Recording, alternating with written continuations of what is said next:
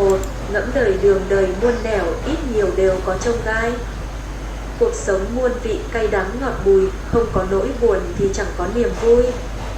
Vậy nên sống ở đời, có những lúc lực bất tòng tâm thì hãy tùy kỳ tự nhiên, ấy cũng là thuận với đạo làm người. Có những người không thể cưỡng cầu thì cười nhẹ bỏ qua. Có những con đường không thể không đi thì cần chi phải ngại. Khi không có mặt trời thì học cách hưởng thụ sự mát mẻ của gió mây. Khi không có hương hoa thì học cách cảm thụ sự nồng hậu của mặt đất. Tham vọng nhiều thì mệt, biết đủ thì thỏa mãn. Cuộc sống gập ghềnh nhưng chân thành mới là bến đỗ. Mắt khẽ cười mới có thể thấy được cảnh đẹp của trời đất, tâm đơn giản mới thấy đời mộc mạc. Đời người trăm ngàn sắc thái nhưng thành thật giản đơn lại là điều đẹp nhất. Cuộc sống cũng như cuốn sách, người khác nhau, sách cũng khác nhau. Tuổi trẻ thì như mưa rào gió lớn, lúc về già thì bọt nước mưa thu.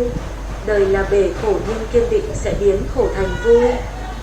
Người gian dối lấy chân thành cảm hóa, kẻ hung hăng thì từ bi hóa độ. Nhẫn nại là tu hành, thế nên bất luận là nghịch cảnh hay thuận cảnh, chúng ta đều cần sự nhẫn nại. Một nhẫn không chỉ vạn sự hòa mà còn là nền tảng để trí huệ sinh ra. Nhẫn cũng không phải là sự nhu nhược mà là thể hiện của bậc quật cường đại trí. Chịu thiệt thì dưỡng đức mà chịu nhẫn thì dưỡng tâm. Mỗi người đều có một túi phúc của riêng mình. Bạn cho gì vào trong thì sẽ thu được điều tương tự. Mỗi người cũng có một chiếc gương, bạn đối với gương như thế nào, gương cũng lại đối với bạn như vậy. Nhìn người cũng phải nhìn mình, trách người thì phải hỏi tâm. Cuộc sống là vở kịch mà chúng ta là những diễn viên, luân hồi vạn kiếp vai diễn đổi rời. Được mất hơn thua cũng như mây chiều, gió thoảng. Không có tiền thì còn nghĩa. Xóa đau thương để đổi lấy tình thương. Yêu và hận chỉ là trò đùa số phận, nhìn thấu rồi sẽ hết hận hết mê. Có những lúc vì được mà vui, vì mất mà sầu, nhưng mất hay được cũng có gì khác biệt.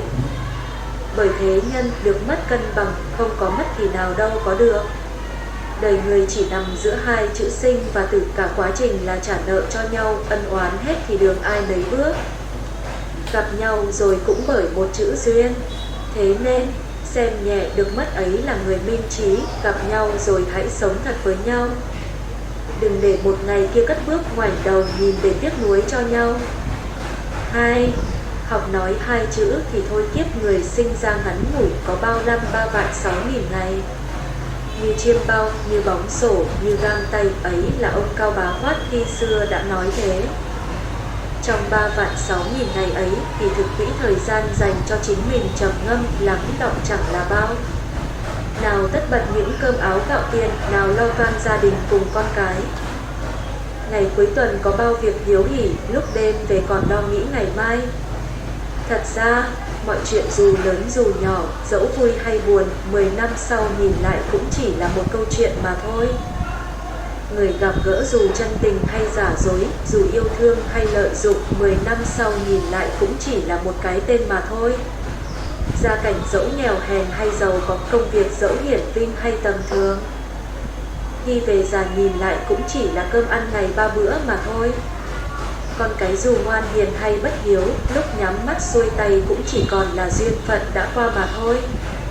Thế nên cầu mà không đắc, hy vọng rồi thất vọng, nỗ lực rồi công cốc, gặp những chuyện không như ý toại lòng thì thôi. Làm gì có ai trong đời toàn gặp chuyện tốt lành. Vạn sự như ý chỉ là lời chúc vĩnh viễn không thành sự thật. Nghịch cảnh thực ra là món quà, trong nghịch cảnh mới luyện nên vàng kim chói sáng. Yêu người mà chẳng được người đáp lại thì thôi, không có duyên thì chẳng thể cưỡng cầu, duyên đến duyên đi thảy đều là phúc. Thực lòng đối đãi mà vẫn bị hiểu lầm, bị oán trách mắng mỏ thì thôi, nào có ai có trách nhiệm phải tốt bụng với ta. Ta lương thiện là bản tính trời sinh, ác duyên ấy coi như là hóa giải. Nỗ lực làm việc mà công chẳng thành, danh chẳng toại thì thôi, nếu là một công việc lương thiện có ích, chỉ cần có cơm ăn áo mặc là được rồi. Đâu phải ai sinh ra trên đời cũng để thành tỷ phú với minh tinh.